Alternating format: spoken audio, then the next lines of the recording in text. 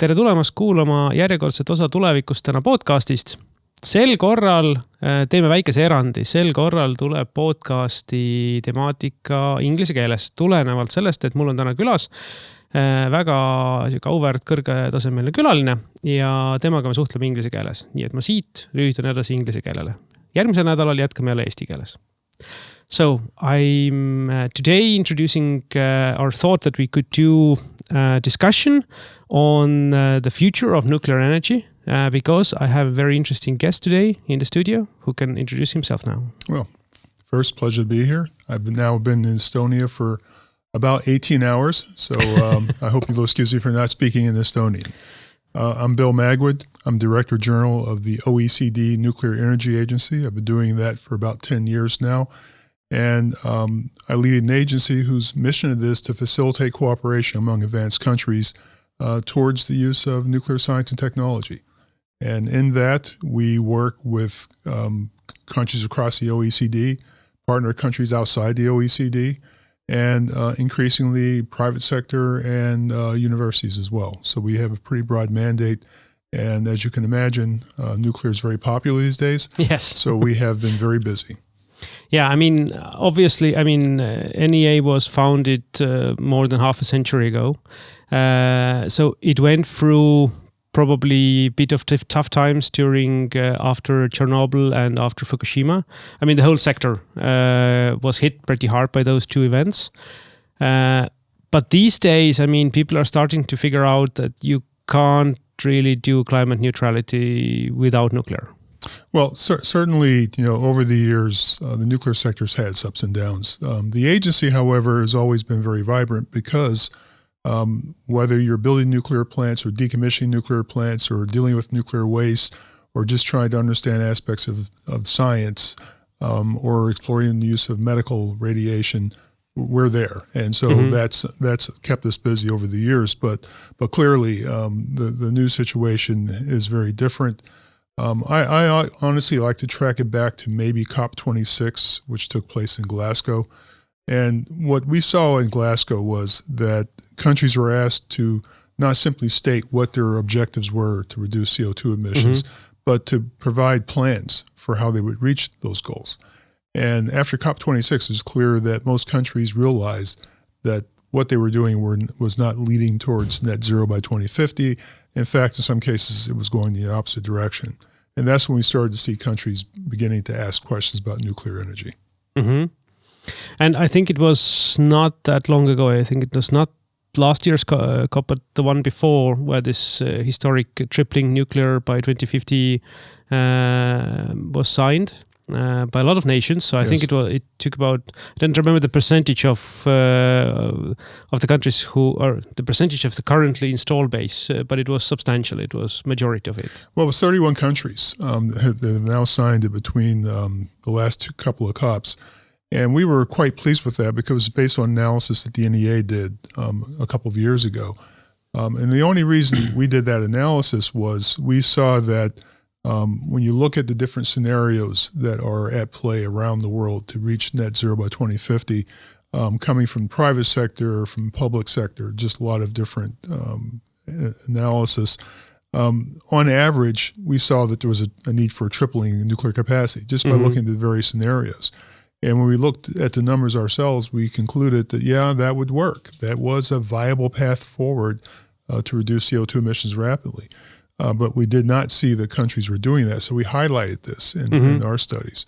And when we presented this work, it seemed to carry over to the COPs, and we got this tripling. So we were quite pleased with ourselves to some degree. But I think people often fixate on that specific number of tripling.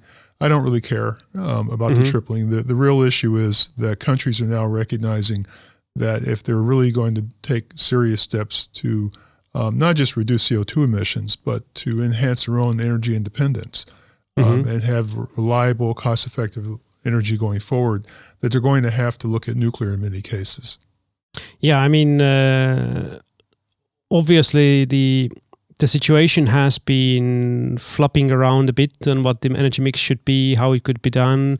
Nuclear was kind of slightly on the outlier like 5-10 years ago still because of the incidents that had happened not in that distant path.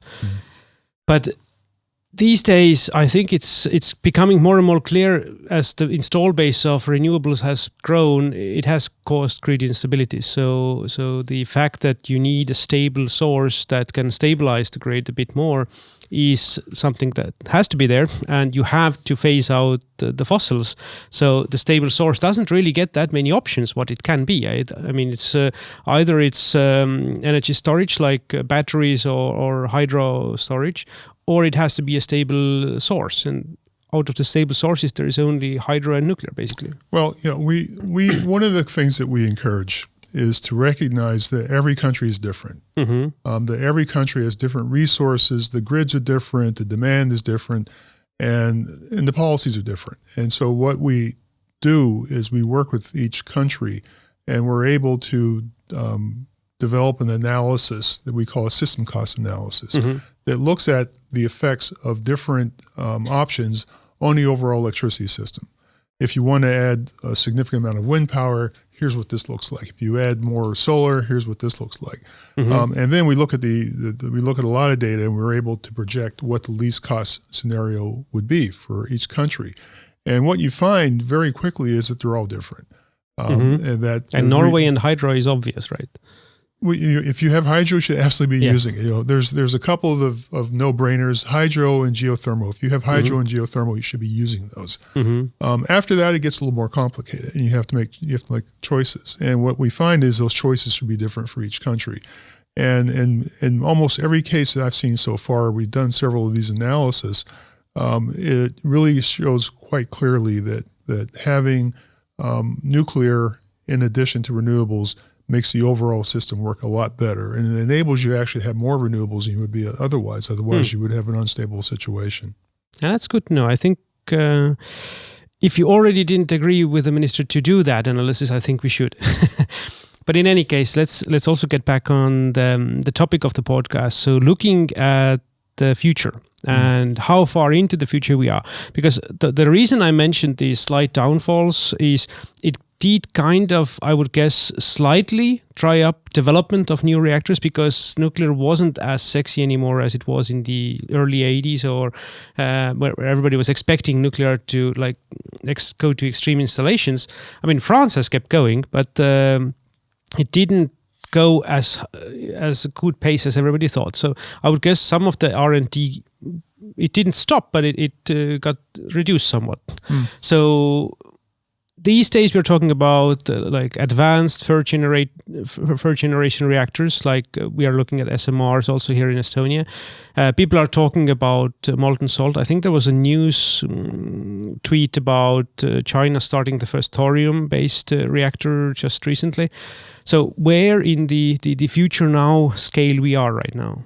Well, the research never really stopped. As you might have heard, the Generation 4 International Forum was recently renewed its treaty.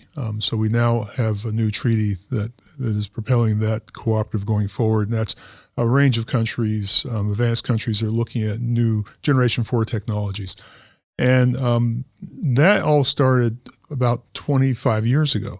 And that work really has been going on very quietly, perhaps, in the background for all these years.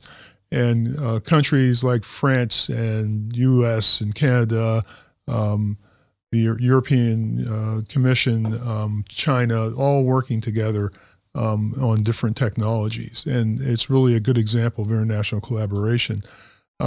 But that was always government sector. And so I think what's really changed isn't so much that the research stopped. It's just now that there's a practical application.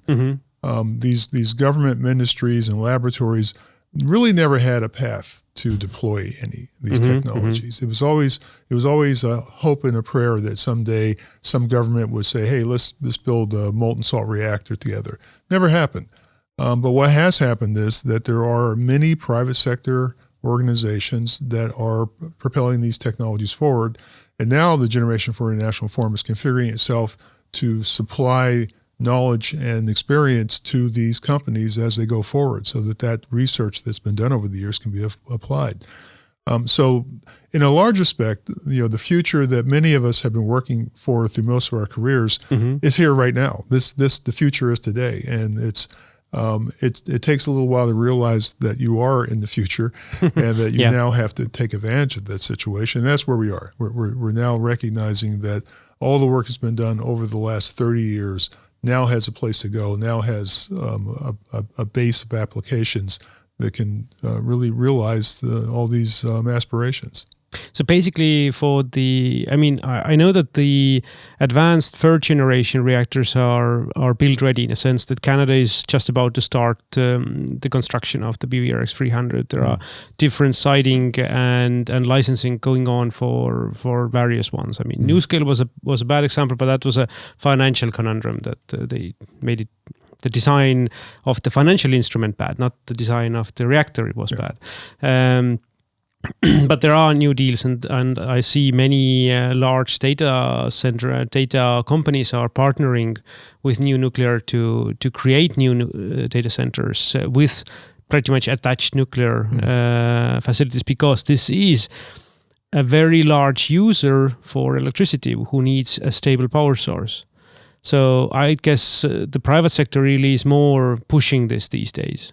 Absolutely. And it really, I know there's a lot of discussion about data centers and that sort of thing, but the reality is that demand is just simply going up very dramatically. Whether it's data centers, electric vehicles, electrification of industries, we just see that's the real sea change. Because if you go back even, 8 years ago, in Europe and North America, you have seen demand increasing 1% or less a year. It was really about that.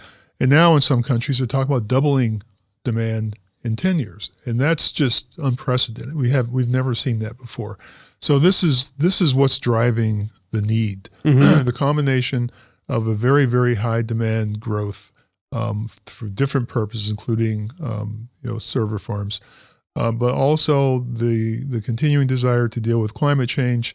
And on top of that, the highest priority, I think, for most countries right now is assuring energy security. And that's you put those together and you really open a door for a wide range of nuclear technologies, both Gen 3 technologies that are on the market right now and Gen 4 technologies that will be coming on market in the next few years. I think the energy security element is definitely of relevance here, because we are right next to basically we're right next to Mordor.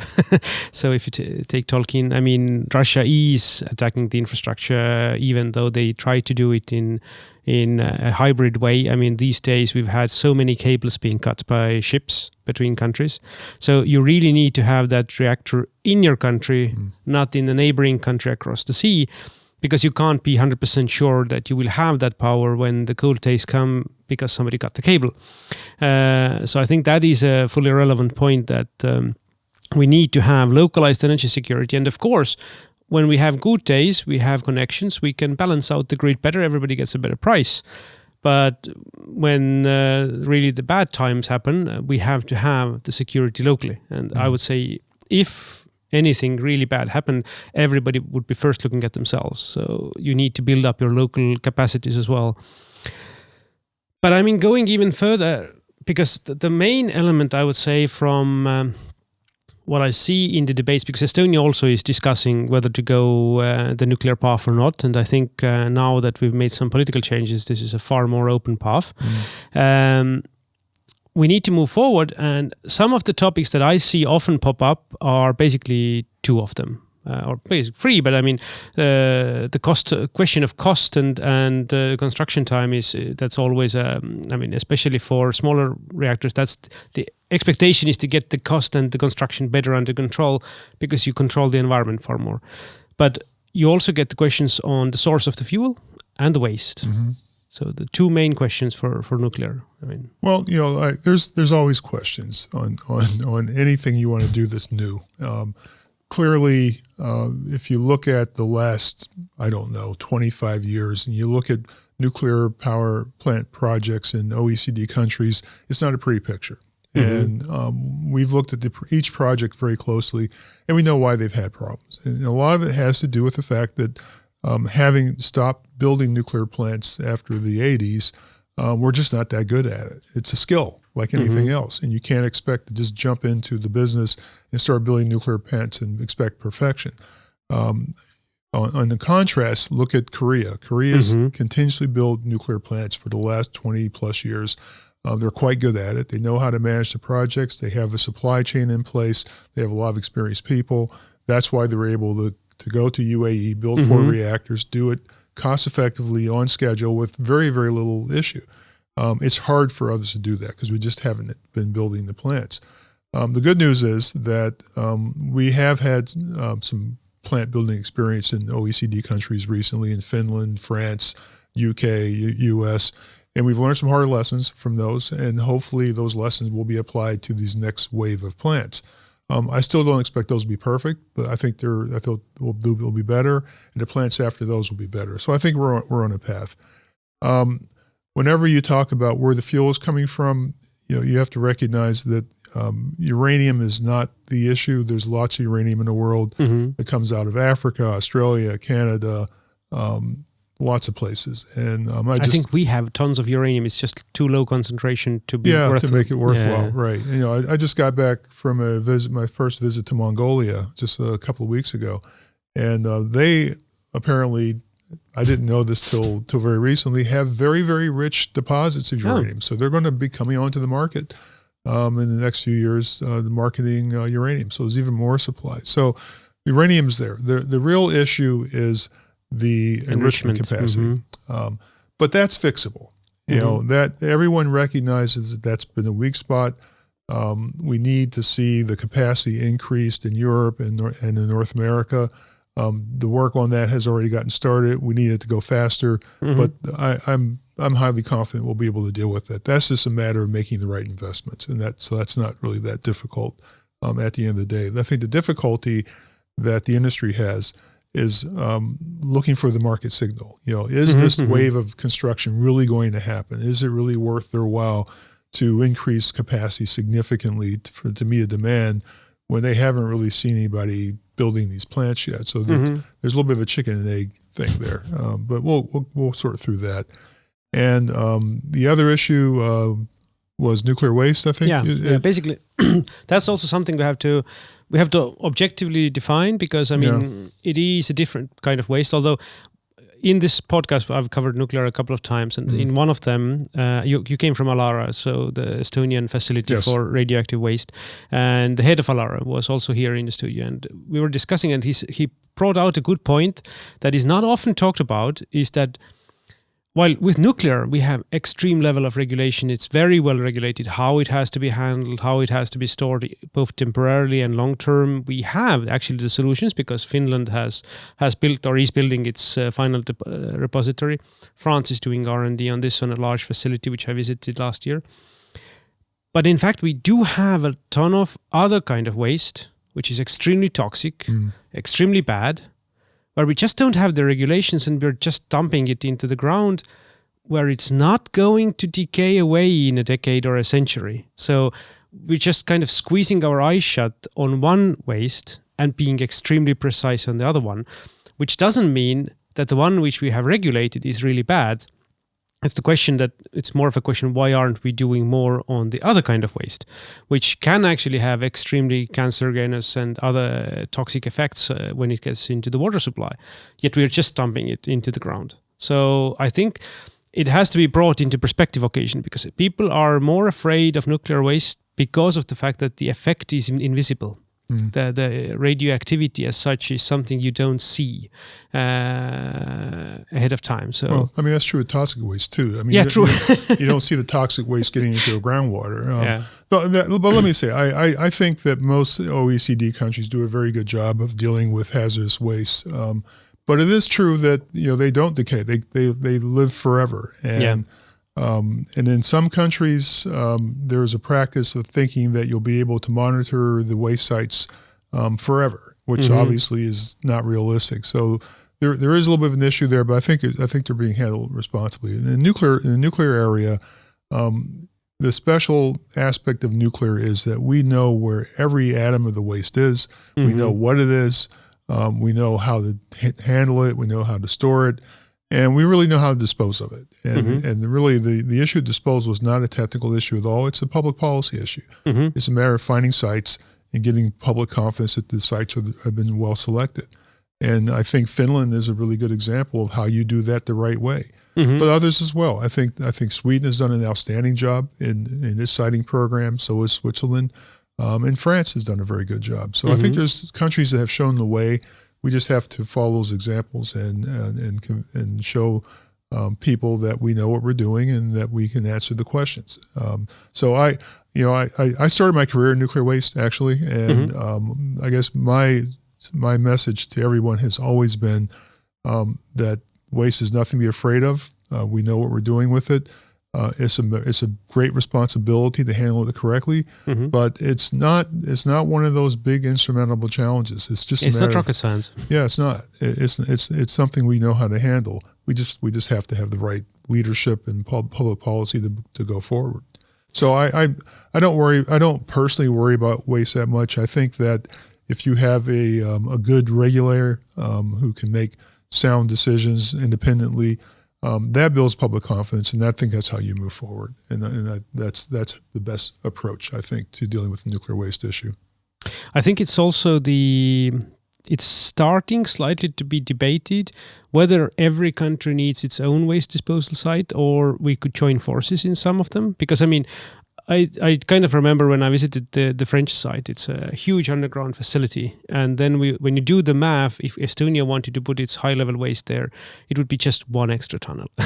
So, I mean, it kind of makes sense at some point. But of course, this is a public opinion question because will France or the local populace want that everybody else brings the waste there or not? This is something that needs to be debated at the political level. But in practice, there is nothing extreme against it. I mean, it might make things more efficient at some point. Oh, no, it makes absolute sense. It's really one of my favorite issues to talk to people about. And I've met with prime ministers and I've said, this makes a lot of sense to think about this. And you can see, the fear in their eyes, just thinking about taking this to the republics and saying, hey, we're going to be working with these other countries and we might be the place for this go. No, they just can't imagine that. So it's very, very difficult from a political standpoint. But from an economic and technical standpoint, it makes so much sense that I feel like it's really a responsibility for all of us, at least to do the analysis to show what the benefits are. And we have some projects underway at the NEA. They're moving in that direction, at least to show what the benefits are, and then people can make decisions. But politically, it's very, very challenging. I think you have to turn the equation around. You have to make it worth the while for the locals. Because, I mean, basically, if you consider most countries have been gathering with every megawatt hour sold a fund for decommissioning and long-term storage. And that has always been with the emphasis that they have to do the full capital investment for the full site. Now, imagine if you do it in a centralized site, your cost per megawatt hour stored will go down a lot. So you have an extra pool of money that you can actually use for the locals' benefit. So I think it can be worked out, but it's for the longer term. But just as an ending topic, really looking into the future, one of the items that I, as a physicist, my background is in particle physics. What I love is that in theory, in like 5th generation plants, you could use our current waste, because the waste is not really a waste, right? It's like 5% of it has been used up. 95% is still the fuel. It's just that this 5% is making it tough to use it as a fuel.